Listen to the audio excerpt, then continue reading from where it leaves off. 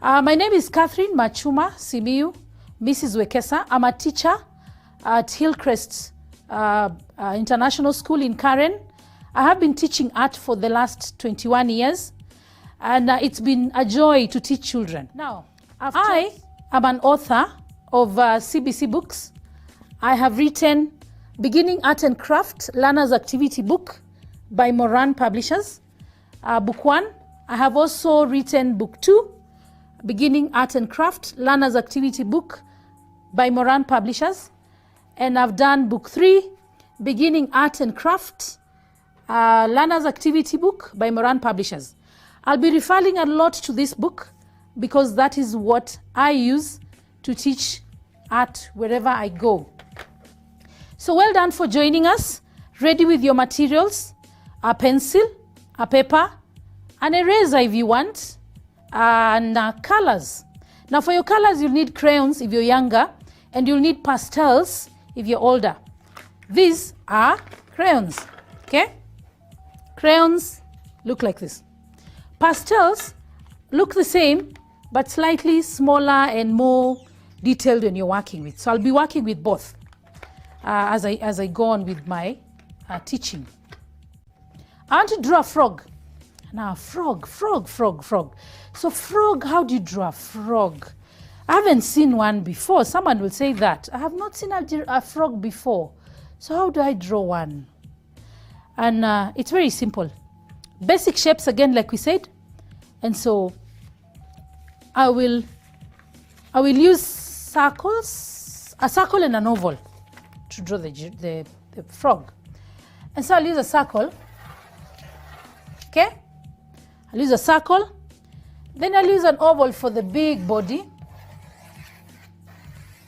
Remember we said, another circle for the big body, but this is circle oval. The upper one is almost circle oval.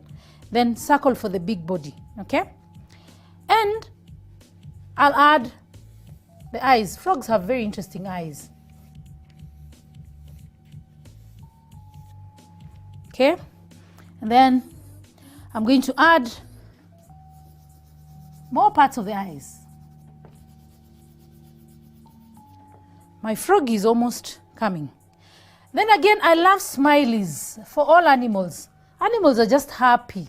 I don't know why sometimes humans, we get angry and then you pull your face. Animals are just happy animals. So I always give my animals a smile because they are always happy.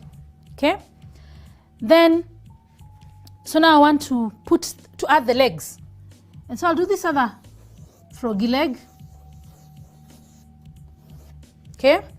They like jumping, so their pose is always in a jumping mood. So it's ready to jump. And then I want to bring out the other parts of the hands. Okay, the front limbs. I don't want to call them hands. And so I'll just break them from here. Then, okay? So I have the front limb on that side, and I bring the other front limb.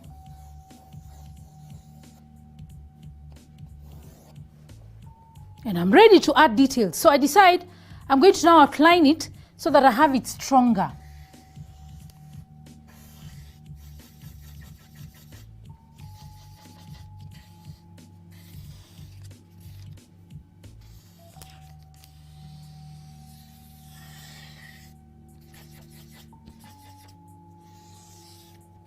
And a broad smile. I hope you're also smiling as you draw, because we need to be happy. As much as coronavirus has brought a lot of sad moments for many Kenyans, but those of us who are alive, put a smile on your face because you know that you have a chance to see tomorrow and to be a better person. God is giving us a chances to live on and become better people. Okay? So we are happy that we are still, but we have to be careful.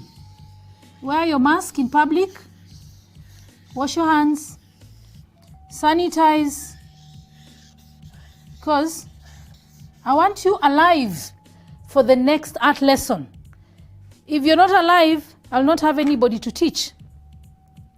And so I'm happy that we have managed to do our froggy. It's ready to jump. I'm wondering, what's the color of a frog? What's the color of a frog? Where does it live? It lives in water and plants and hides and jumps. And so most of them take the color of the environment. And so they take a lot of green patches. They have a lot of green patches on them. And so, again, I'll do, and then they like sitting on leaves and just, are they called lily pads? Yes, lily pads. And frogs jump. And so I'm going to maybe have a certain green here. I told you my pack has a lot of green, so I can vary my greens. So I'll do dark green and light green. By the way, remember the colors of the giraffe? When you're coloring them, remember the background, the back of the giraffe has a yellow, we call it yellow ochre. So it's an interesting yellow. It's not yellow, it's not very light yellow. It's that kind of yellow, okay? And then the spots take brown. And so you contrast. You're doing dark and light. So I hope you'll complete coloring the giraffe as we go on with the lesson, or when the lesson is over. And so my green froggy here, of course this other side I'll also do the same colors. It has very big eyes. It enjoys smiling. And I told you animals are happy, very happy creatures. I wish they would talk so that we understand from them why they like smiling. Because they do.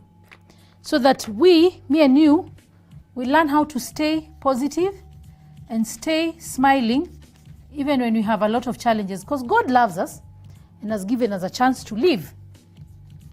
So there I go. I'm just adding different shades of green on the froggy eye.